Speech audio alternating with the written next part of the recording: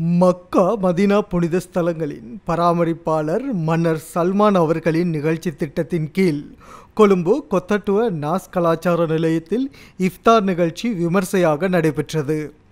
இந்நிகழ்வில் சுமார் 300க்கும் அதிகமானோர் கலந்து கொண்டனர். இலங்கைக்கான சவுதி தூதுவராலயத்தின் கண்காணிப்பில் இந்நிகழ்வு நடைபெற்றது. நிகழ்வுக்கு தலைமை தாங்கினார் அஷேக் இம்தியாஸ் மதனி அவர்கள். சிறப்புரையாற்றினார் ஷேகுதீன் மதனி அவர்கள். இலங்கைக்கான சவுதி தூதுவராலயத்தின் கண்காணிப்பில் இலங்கையில் சுமார் 11 இடங்களில் இஃப்தார் நிகழ்வுகள் ஏற்பாடு செய்யப்பட்டு சுமார் 4000க்கும் மேற்பட்ட நோன்பாளிகள் பயனடைந்தனர். இஃப்தார் நிகழ்வை முழுமையான அர்ப்பணிப்புடன் மௌலவி SHM நாலிம் அவர்கள் ஏற்பாடு செய்திருந்தார்கள்.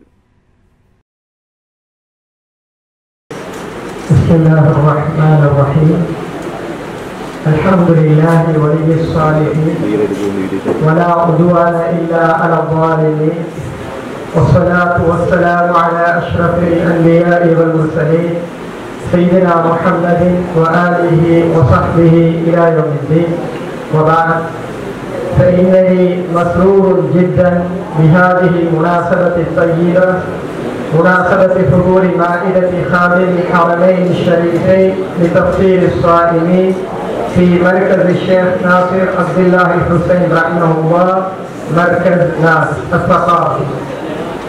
وهذه إحدى موائد خادم الحرمين الشريفين لتفطير الصائمين والتي حظي بها أكثر من 60 دولة حول العالم في هذا الشهر الفضيل.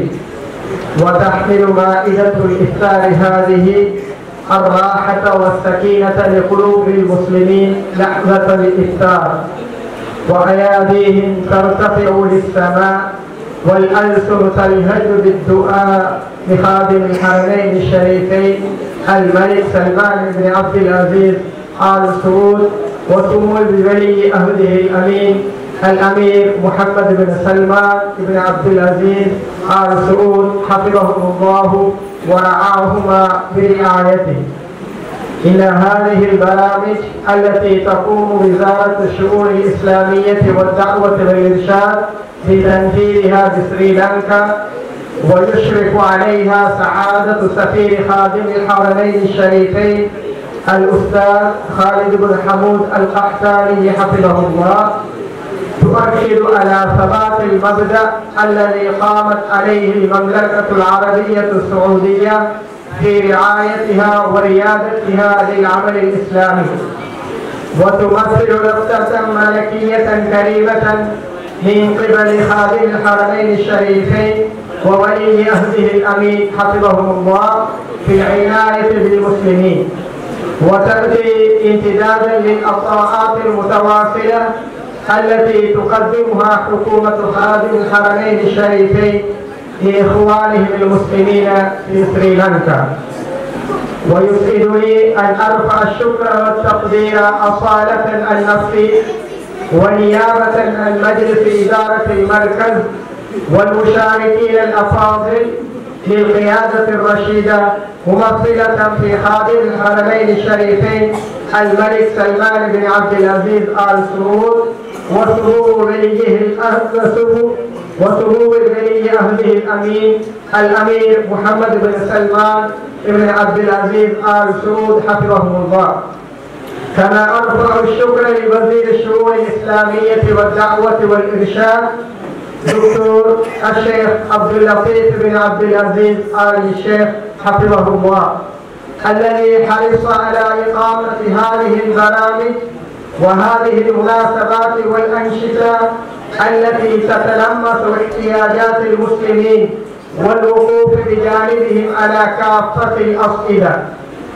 ولا يفوتني أن أشكر فضيلة الملحق الديني الشيخ بدر بن ناصر العنزي حفظه الله على كبير اهتمامه بتنفيذ هذه البرامج في سريلانكا ورعايته لها. والشكر موصول لسعادة سفير خادم الحرمين الشريفين لدى سريلانكا الأستاذ خالد بن حمود القحطاني حفظه الله على توجيهه وإشرافه على جميع برامج خادم الحرمين الشريفين بتفطير الصائمين في سريلانكا. وصلى الله على سيدنا محمد وآله وصحبه أجمعين والحمد لله رب العالمين. والسلام عليكم ورحمة الله وبركاته. உலமாக்களே, சகோதரர்களே, சகோதரிகளே, இன்று இந்த சவுதி அரேபியாவுடைய மாமன்னர் மன்னர் சல்மான் பின் அப்துல் அசீஸ் அவர்களுடைய பெயரிலே வழங்கப்படுகின்ற இந்த இஃப்தார் நிகழ்ச்சிக்கு நீங்கள் அனைவரும் வருகின்றீர்கள். உங்கள் அனைவருக்கும் அஸ்ஸலாமு அலைக்கும் வரஹ்மத்துல்லாஹி வபரகாத்துஹு. உண்மையில் இந்த நிகழ்வு மிகவும் பெருமதியான ஒரு நிகழ்வு. எங்களுடைய மதிப்புக்குரிய அன்பு நண்பர் இம்தியாஸ் மதனி அவர்களும் எங்களுடைய இந்த நிறுவனத்தின் பொறுப்பாக இருக்கின்ற நாதிமொழி அவர்களும் அதேபோன்று ஷேக் நஜ்மான் அவர்கள் போன்றவர்கள் இந்த நிகழ்ச்சியை இங்கு மிகவும் சிறப்பாக ஏற்பாடு செய்திருக்கிறார்கள். இதே போன்ற ஒரு நிகழ்வு சென்ற வருடமும் இங்கு நடைபெற்றது. நீங்கள் எங்களுடைய தலைமையில் நடைபெற்றது நீங்கள் அறிந்திருக்கிறீர்கள். அல்ஹம்துலில்லாஹ். உங்கள் அனைவருக்கும் தெரியும், சவுதி அரேபிய மன்னர் சல்மான் பின் அப்துல் அசீஸ் அவர்கள் ரமலான் அல்லாத காலங்களிலே கூட மனித நேயத்தின் உச்சக்கட்டத்தை அடைந்தவர் என்ற பெயரை அவர்கள் பெற்றிருக்கிறார்கள். உலகத்திலே எங்கு யாருக்கு என்ன துன்பம் துயரம் ஏற்பட்டாலும் உடனடியாக முதலில் கை கொடுக்க நிற்பவர் சவுதி அரேபிய மன்னர் சல்மான் பின் அப்துல் அசீஸ் அவர்கள். இது நோன்பு அல்லாத காலங்களில்.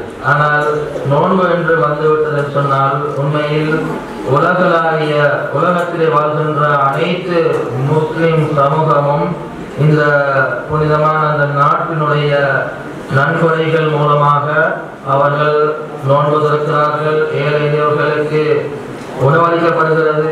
அதே போன்று பல டொன்கள் பேரிச்சம் பழங்கள் விநியோகிக்கப்படுகிறது. உண்மையில் இந்த முறையும் சவுதி அரேபியா மூலமாக இலங்கை நாட்டுக்கு 50 டொன்கள் பேரிச்சம் பழங்கள் வழங்கப்பட்டது. இது உத்தியோகபூர்வமாக சவுதி அரேபிய எம்பசி மூலமாக தூதர் மூலமாக வழங்கப்பட்டது. அது தவிர சவுதி அரேபியாவிலிருந்து மாத்திரம் இந்த இலங்கை நாட்டிற்கு கொடை வள்ளல்கள் மூலமாக 300 டொன்களுக்கு மேல் பேரிச்சம் பழங்கள் இங்கு வழங்கப்பட்டது. எங்களுக்கு உண்மையில் இந்த இடத்திலே சந்தோஷமாக கூற வேண்டிய ஒரு விடயமாக இருக்கிறது. ஆகவே நேரம் குறுகியதாக இருப்பதால் மீண்டும் ஒரு தடவை இந்த சவுதி அரேபியா மன்னருடைய பெயரிலே நடத்தப்படுகின்ற இந்த இஃப்தார் நிகழ்ச்சிக்கு வருகின்றதற்காக